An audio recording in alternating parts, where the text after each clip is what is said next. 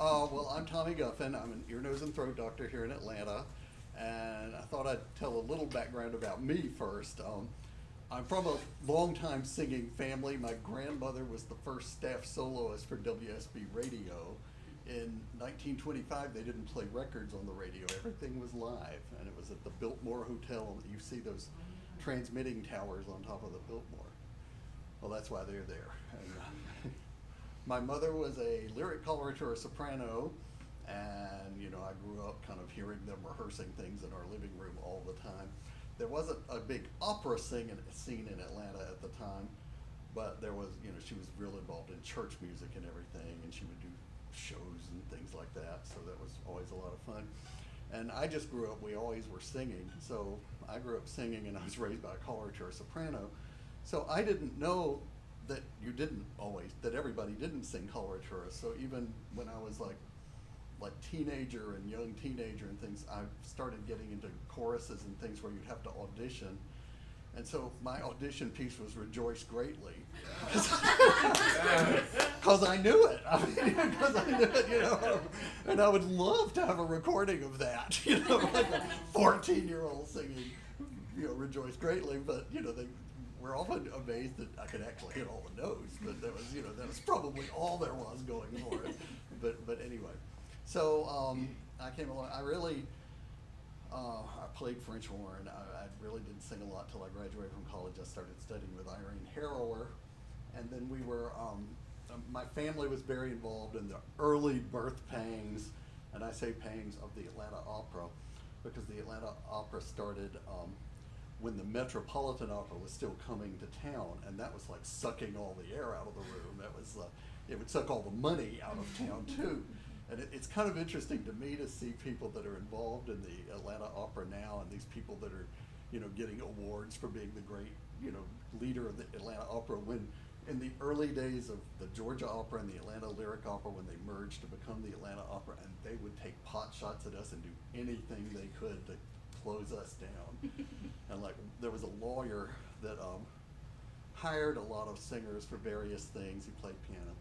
And it's funny because if you ever sang for this group, you were if you sang for the Atlanta Opera, you were blackballed. He never gave you another job. And now he's just celebrated like this great hero of the Atlanta Opera. So that's just kind of a funny thing. Not that I'm bitter or anything. But anyway, is this going on? I just realized this is public. I'll edit it. No, he probably won't be. Anyway, but anyway, they so I got started in that, and I was like assistant director to Tom Pasatieri, who was the first general manager of the Atlanta Opera once it merged together into one company. And then I sang lots of roles, but my first role was Giuseppe in La Traviata, and I sang like every little 1-line, 2-line roles you can know.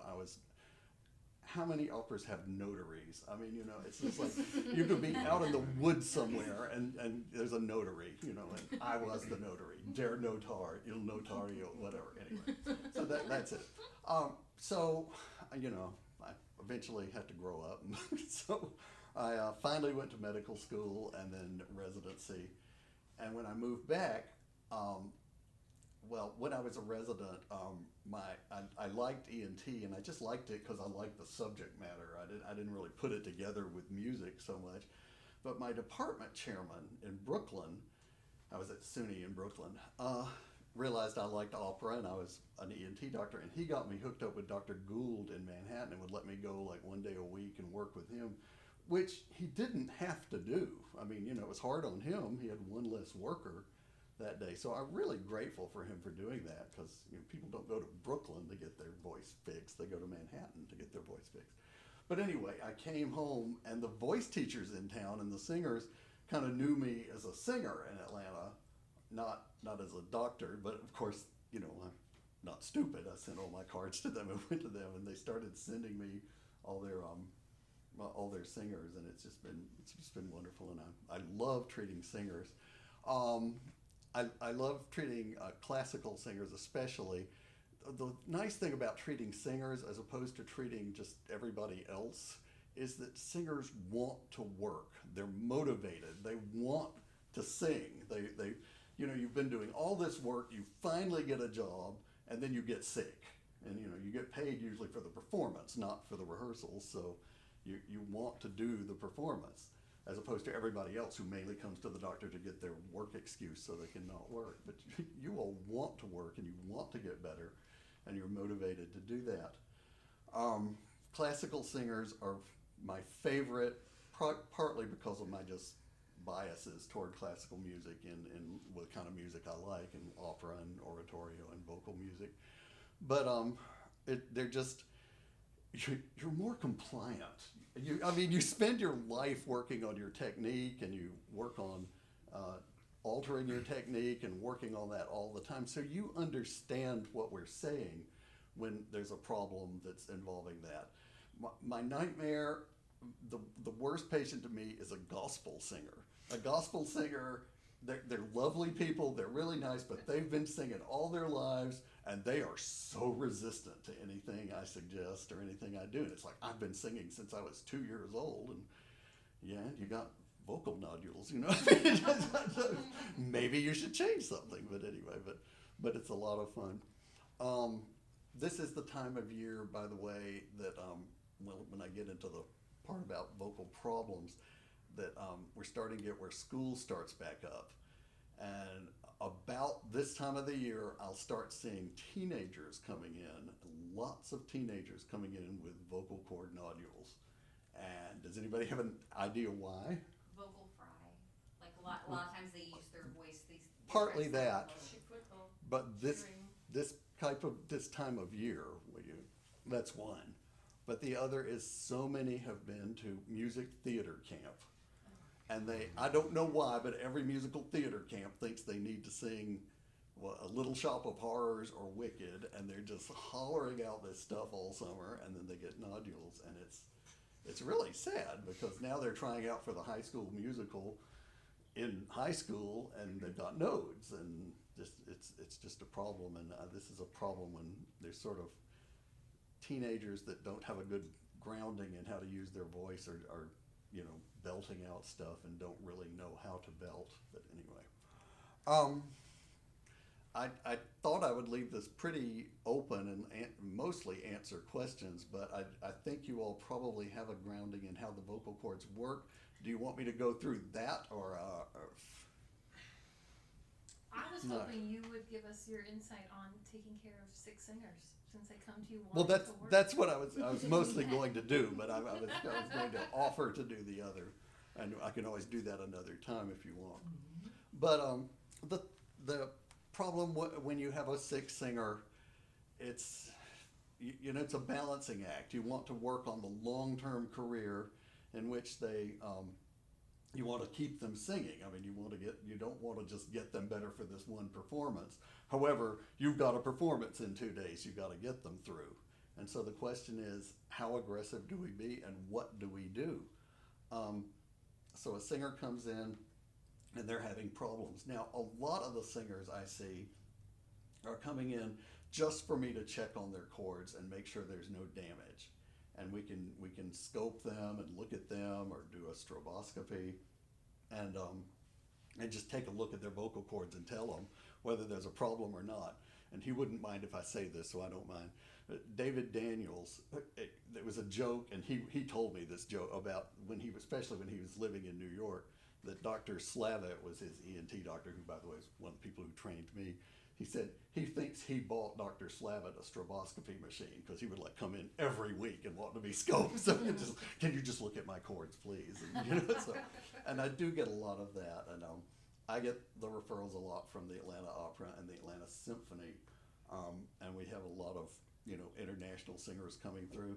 And interestingly, Atlanta itself has, the number's different, but at one time we had 16 of the top tier opera singers who actually live in Atlanta.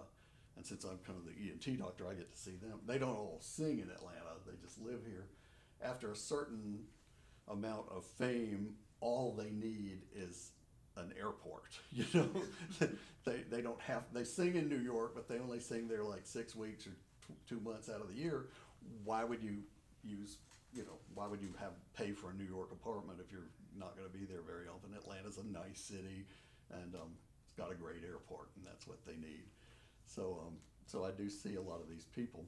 And the funny thing is, since I'm the home ENT doctor for these people, they want to check everything out with me. So I'm forever getting text messages of just pictures of somebody's vocal cords.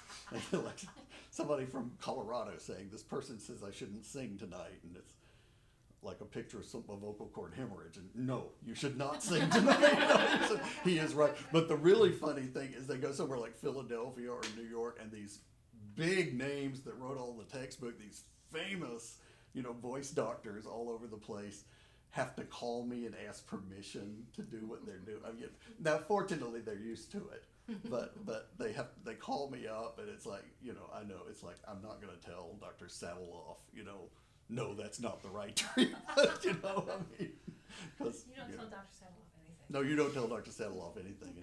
And actually, that's probably a bad choice because he probably wouldn't have called me anyway. So Slavitt or something. Yes. But anyway, so I treat them. So other than just checking on their vocal cords, a lot of people have upper respiratory infections, and you just can't help it. And especially if you're a professional singer and you're in groups all the time, and especially if you're traveling, you're now in some other city where you're exposed to their viruses, and you've flown here on an airplane with, you're in a can with somebody else's viruses. So you get upper respiratory infections, and it's really hard on these poor singers.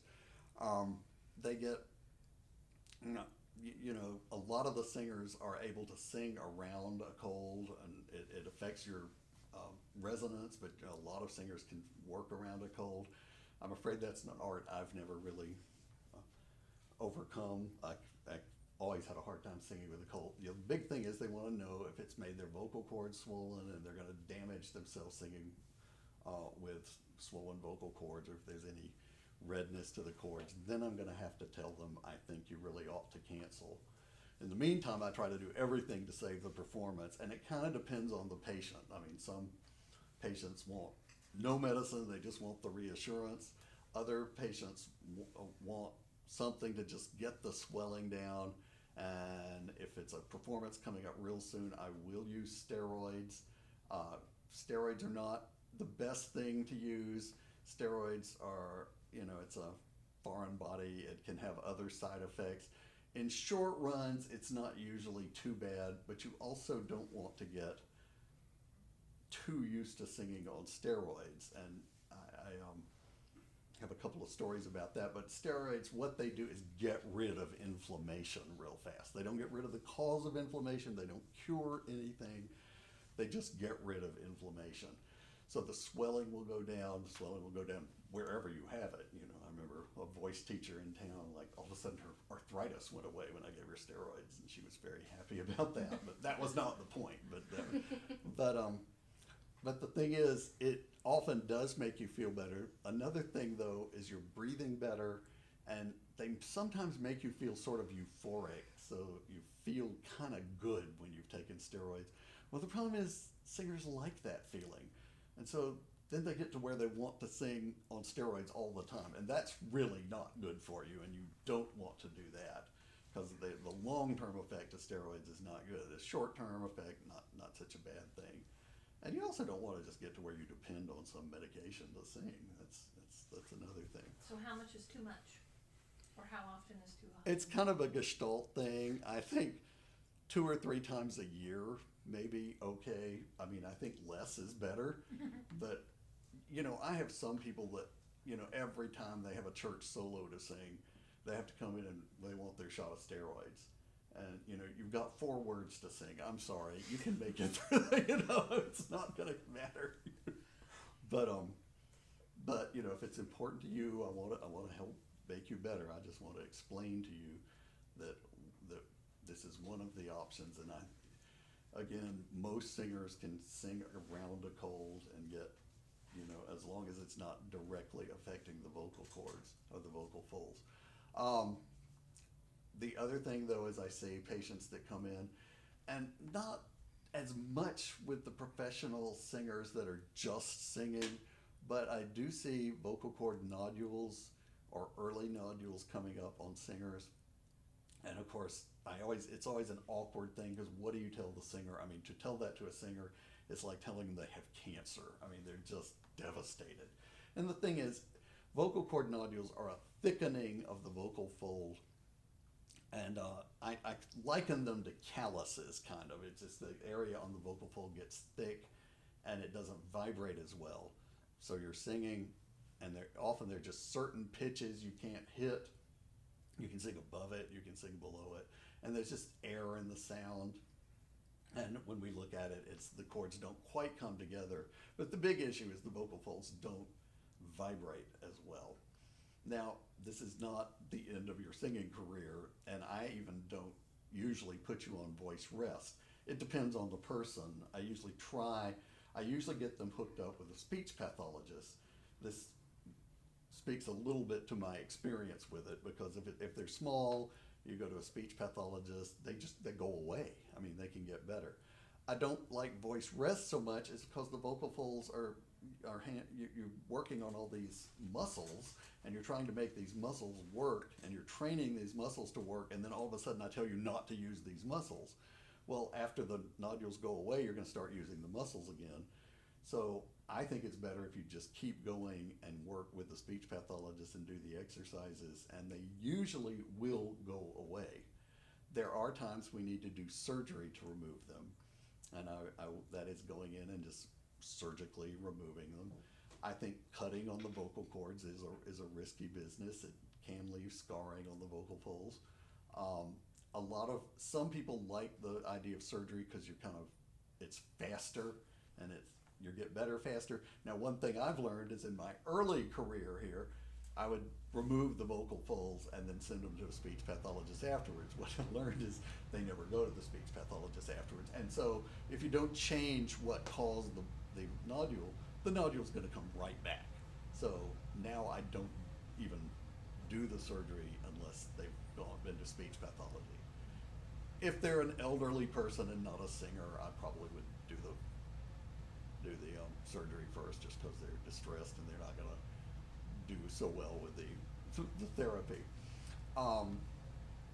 But the surgery involves just making an incision. You make it on the superior surface of the vocal fold, so that you can kind of peel it out from the inside, so that the articular surfaces, which are the surfaces that touch each other, aren't bothered so much. But anytime you cut on anything, there's always a chance of complication. I mean, everybody knows the Julie Andrews story. She was doing Victor Victoria 8 shows a week, and she's a lyric coloratura soprano, and belting out Victor Victoria, and ended up with big old polyps, and they removed her polyps, and there was a great deal of scarring afterwards. So there's that. I mentioned upper respiratory infections. The other big thing I see, and this is extremely common, it's extremely common in the human population. In cadaver studies, about 50% of the human population has acid reflux. Now, a lot of people think acid reflux means heartburn. They're wrong. That's one of the symptoms. As a matter of fact, it's not the symptoms I see the most. The symptom I see the most is chronic throat clearing or hoarseness.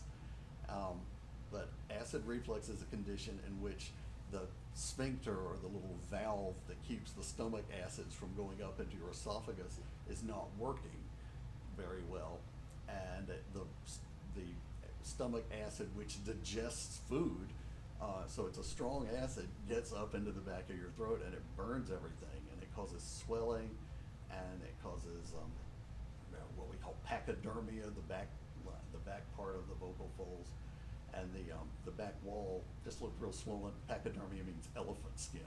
It looks like elephant skin. And we are not particularly good at, as I said, 50% of the population has reflux. That doesn't mean they all need to be treated. That doesn't mean they're all having problems. Obviously, they're not.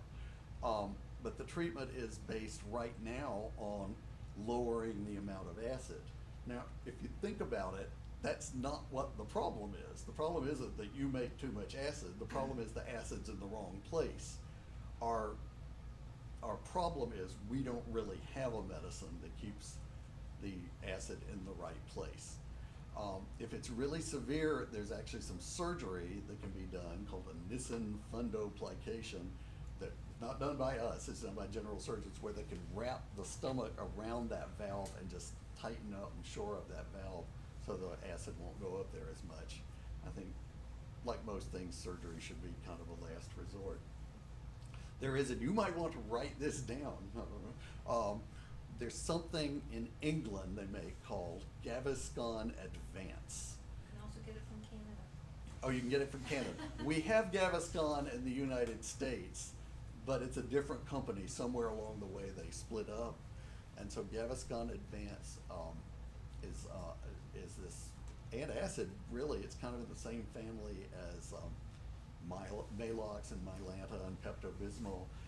But it supposedly has a little raft of the stuff that floats on top of your stomach contents and somewhat keeps it from coming up into the throat and into the esophagus. You can get it on Amazon also. So It's right online. Oh, you've tried it for the last okay. week.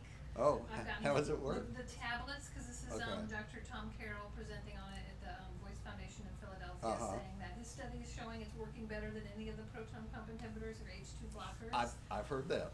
And so he told me you're gonna do 2, maybe 3 wafers after meals or before bed, and it's gonna taste. And this is very true. The strangest marshmallow you've ever had. Because it starts Well- foaming in your mouth as you chew it Well, up, when and I then it first foams. And when I first started talking about it, one of the flavor was all. There was only one flavor at the time, anise flavored. Well, who but the British would think of that? Yeah. You know, so. you like it. I know.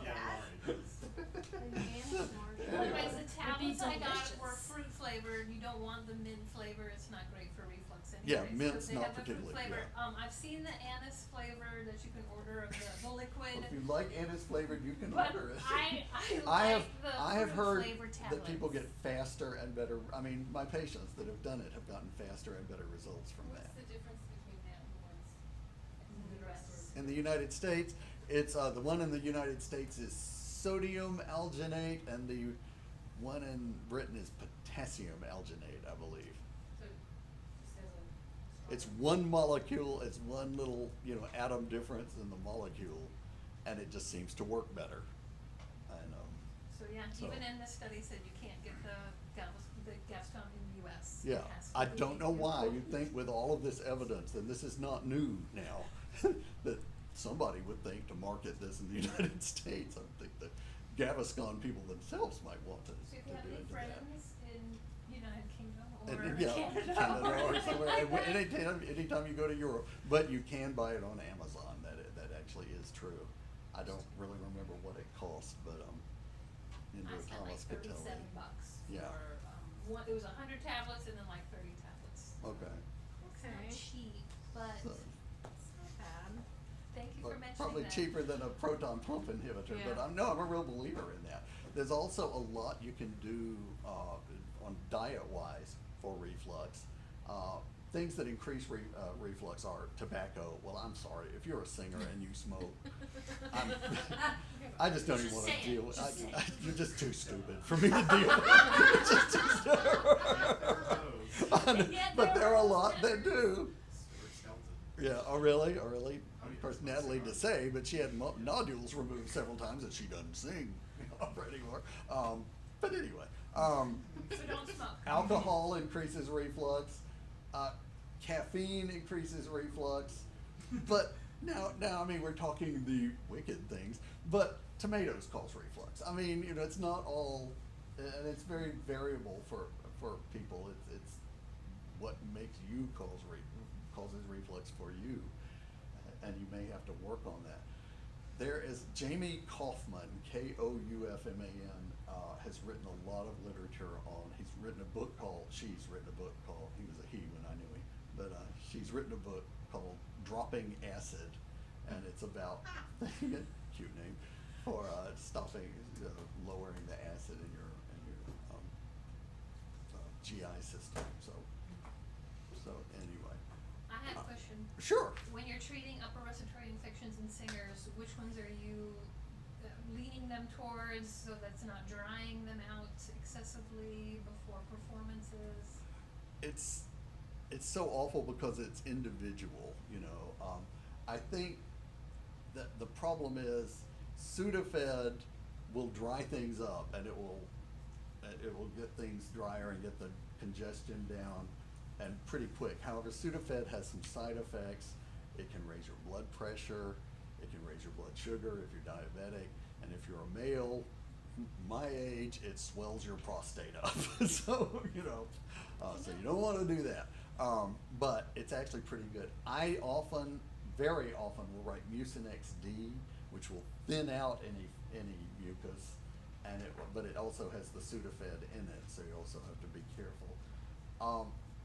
You know, everybody responds differently to these things, and I actually kind of recommend that when you have a cold and you don't have to sing the next week, try some of these things out and see how they affect you, because the problem is if you take it 2 days before you sing and you have these horrible drying effects, then you have to sing with a cold and this horrible drying effect in your system. The antihistamines are very good. They have some decongestant effect, but they're really for allergies. Now, some cold viruses cause allergies. Some people are allergic to the cold viruses that they have, and so that's very good. But you want the later generation of them, like Claritin, Allegra, Zyrtec, and Zysol. Benadryl is the older, that will tend to dry you out more and usually makes you very sleepy. My favorite is Allegra. I think it maybe because it's sort of got a musical name, but it doesn't. It really doesn't dry people out that much, and it does get a lot of the inflammation down. And there is an Allegra D that has, D means it has Sudafed in it. So anything D has Sudafed. Anything D you have to ask the pharmacist for too. You have to go and ask them. They don't want you to make crystal meth out of it. So please don't do that. And are you warning singers about taking certain types of pain medications before singing? Well, not yet, but I will.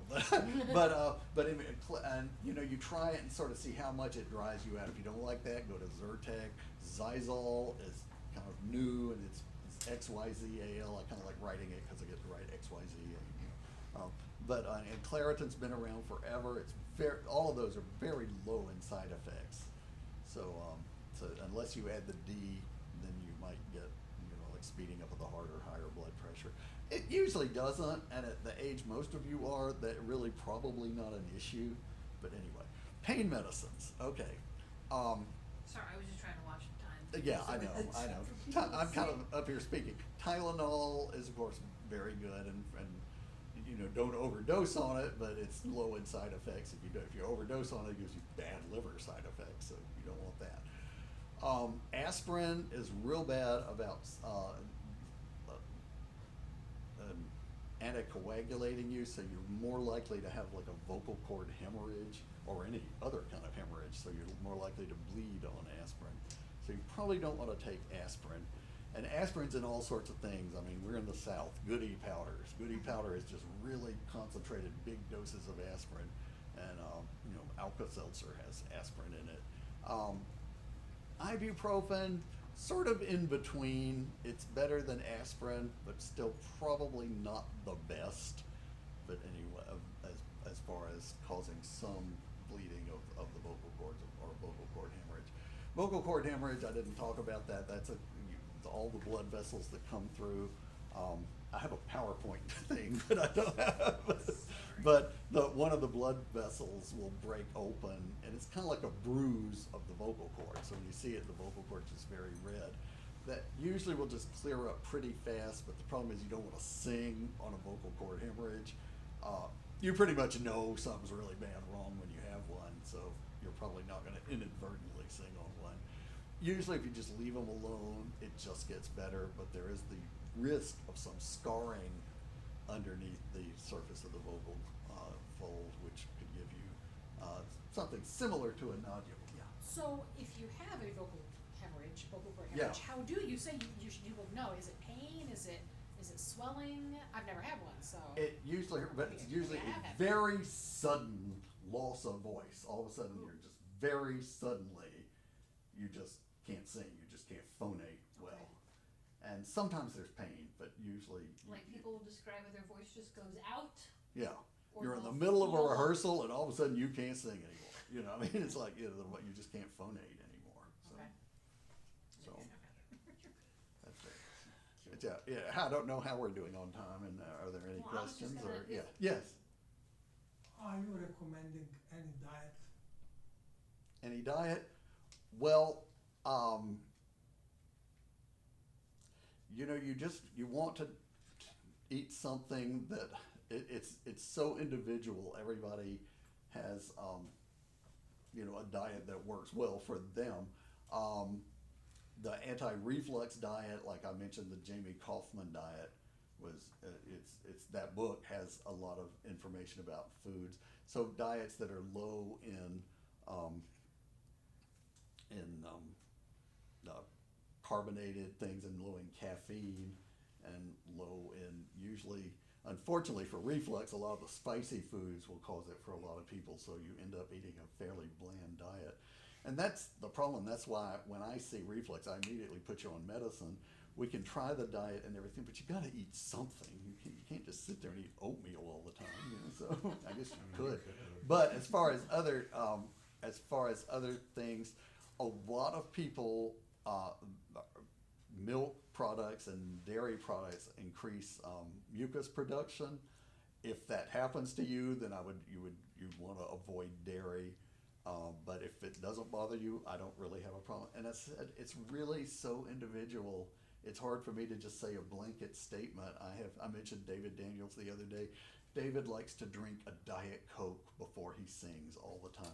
He loves the way the bubbles feel going down his throat, you know? And I'm like, who am I to tell David Daniels how to sing? You know, I mean, he obviously knows, you know. You know, I was doing my other voice talk, which is more about the anatomy of it and everything, but I was taking questions and I was up at Kennesaw, and one of the students was like, I like to eat a pickle right before I sing. It just helps clear out everything. Weird kids. And I'm like, you know, no, am I going to tell this poor girl not to eat a pickle? I don't care if she eats a pickle. I said, just make sure it's not a kosher dill if you're singing duets with someone. You know, you're not breathing garlic all over them. You know, so. How long ago was this talk? Because I'm going up to KSU and I'm going to find out who it was. It's been a long time. She's probably not there now. Oh, but it probably been someone who was there when I was there. Though. might have been. I don't remember when, but it was years ago. That's funny. Get on Facebook. Who Right. likes- Who likes these pickles? Who has the What are they pickle saying? I need to know. But again, if you want to eat pickles, I'm fine with you I mean, eating yeah, pickles. that's- You know, I mean, you know, if it works for you and it helps. But also, you don't want a crutch. You know, you don't want to have a crutch when you sing. You don't want, like, she gets there ready to sing something and nobody brought the pickle, or she doesn't have the, then what's she gonna do? You know. Well, thank you, Dr. Guffin. Also, I had a bass baritone friend who always used Afrin right before he sang. He loved because he thought it just like really just like roughened up the deep bass voice. That's not how he described it, but.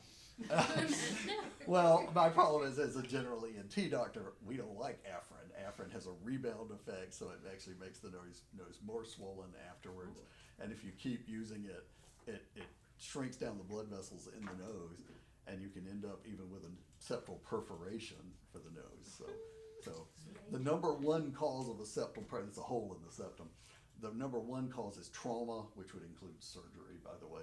So after septoplasty, some people get them. It's not usually a huge big deal. But if they ever get it from surgery, I always tell them that when anybody looks in your nose, tell them you had surgery. Because the next biggest thing that causes it is cocaine. And so if they're looking in your nose, they're going to assume you've been taking coke, unless you explain that you've had surgery on your nose. So anyway, so anything else, or? Did you bring any cards or information? I did bring cards. The most important thing. So we And I can have the two offices. I have a card. I have an office in Buckhead near Piedmont Hospital, and I have an office now. It's just getting started. It's in East Cobb, kind of near Merchants Walk. So, So where just should I put these? Pass Or- them around. We can pass Just them pass them but around just so or you do know, it. but thank you so much. So anyway, thank you for having me.